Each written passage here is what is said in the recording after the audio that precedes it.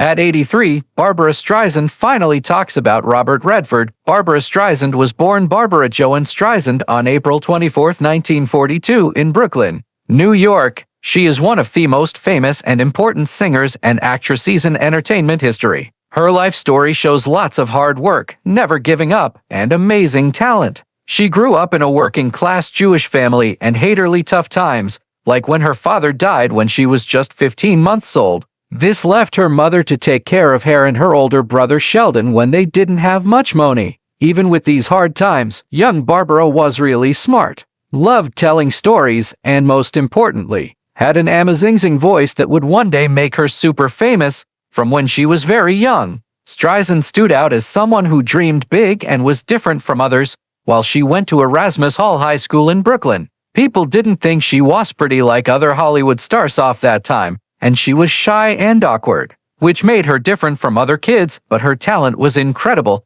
She joined the school choir where her strong and special soprano voice right away got people's attention. She knew deep down that she was meant for something bigger than a normal life, and she chased her dreams with lots of passion even when people around her didn't think she could make it in such a tough business. Her career started in the early 1960s when she began singing in small nightclubs and music places in New York City. What made her different from lots of other young people trying to make it was not only her amazing singing, but also how she acted on stage. She had a special way of drawing people in. By 1962, she performed on Broadway for the first time in the musical I Can Get It For You Wholesale, getting great reviews and quickly becoming a star in the making. Just 2 years later, she got the main role of Fanny Brice in Funny Girl, a show that became her big break and made her both a Broadway legend and a name everyone knew. Her singing of people from the show is still one of her most famous songs to this day. She became famous really fast, starting with her shows in small nightclubs in New York during the early 1960s. It was there that audiences first started to notice her incredible voice, which could easily go from being gentle and soft to being big and powerful. Soon she was on national shows like The Tonight Show and The Ed Sullivan Show, getting the attention of lots of people who were amazed by her special way of singing and exciting personality.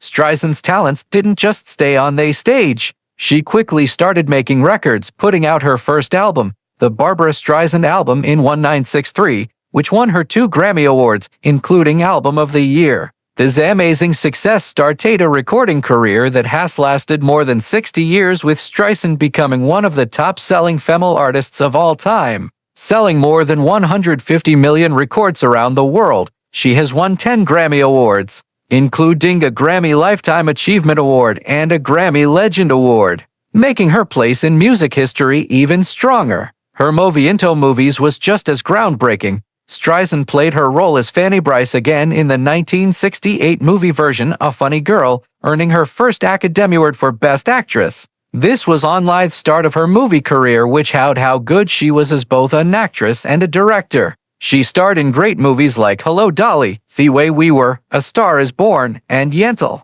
The last one she also helped write, produced, and directed, making her the first woman in Hollywood history to have so many different jobs on a major movie. Her work on Yentl not only won her a Golden Globe for Best Director, but also helped other women in Hollywood to step in the camera. In 1991, Barbra Streisand, already known as one of the most celebrated and talented entertainers of 20th century, reached another big moment in her incredible career with the release of Just for the Record. This huge 4-disc collection wasn't just a bunch of her greatest hits. It was a personal journey through all of her artistry. The set included not only the classic songs that had made her known as a powerful singer, but also rare live shows, behind-the-scenes moments, and never-before-heard material that gave her fans a look into how deep her creative world was. For many listeners, Just for the Record felt like looking back at her career up to that point, letting both longtime fans and new people appreciate how amazing her voice was and how her music never gets old. The collection became more than an album. It stood as proof of Streisand's amazing ability to mix emotion, technical skill, and storytelling into music that continues to touch people decades later. Even though she was so successful in the music world, Streisand had always gone far beyond singing. After being away from acting for 8 years, a break that only made people want to see her return even more. She came back on the big screen in 2004 with the hit comedy Meet Thiefakers.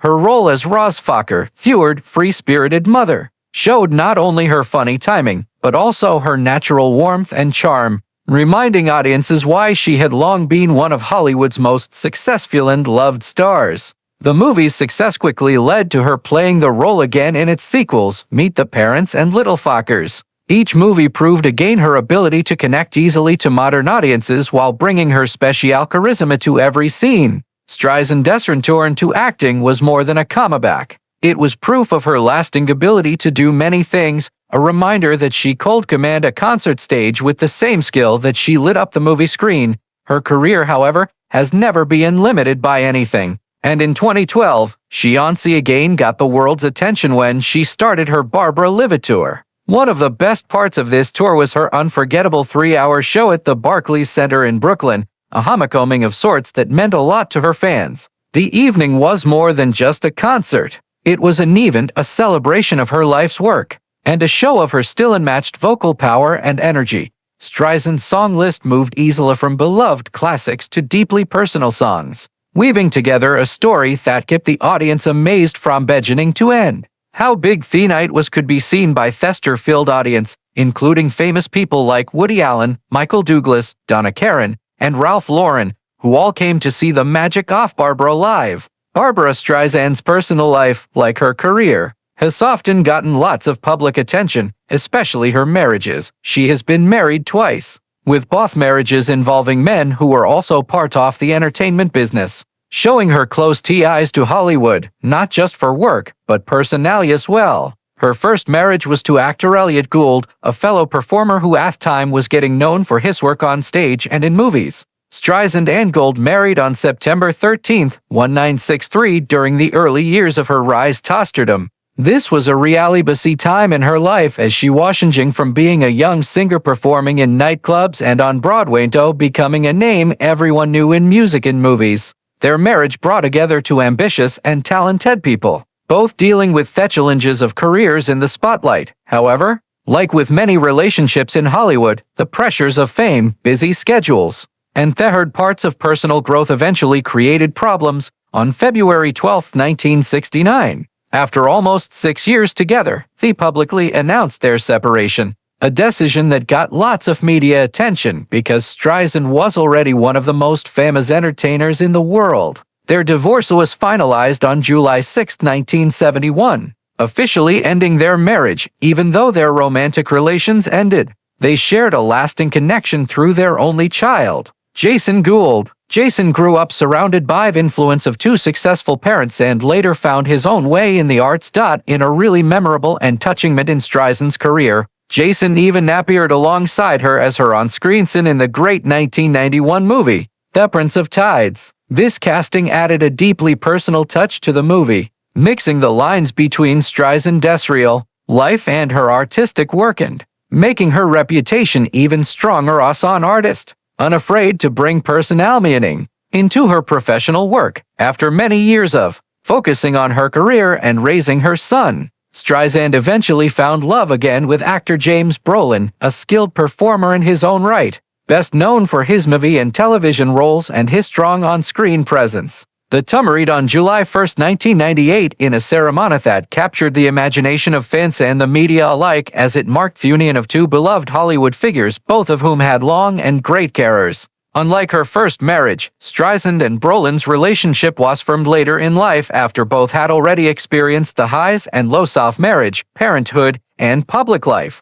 Their partnership has often been described as warm, stable, and deeply supportive, with each partner showing admiration for the other's career achievements and personal strengths. Although the couple has no children together, their marriage brought Streisand into a blended family situation as Brolin is the father of 3 children from previous relationships. From his first marriage, he has 2 sons, including Josh Brolin, who followed in his father's footsteps to become a highly respected actor known for his different roles in both blockbuster movies and serious dramas. From his second marriage, Brolin also has a daughter, further extending the family circle that Streisand became a part of after their marriage. For Streisand, who has often talked about how important family and close relationships are. This marriage not only gave her a devoted life partner, but also connected her to a wider family network, making her personal life richer beyond her incredible professional accomplishments. At 83 years old, Barbra Streisand has lived a life filled with successes,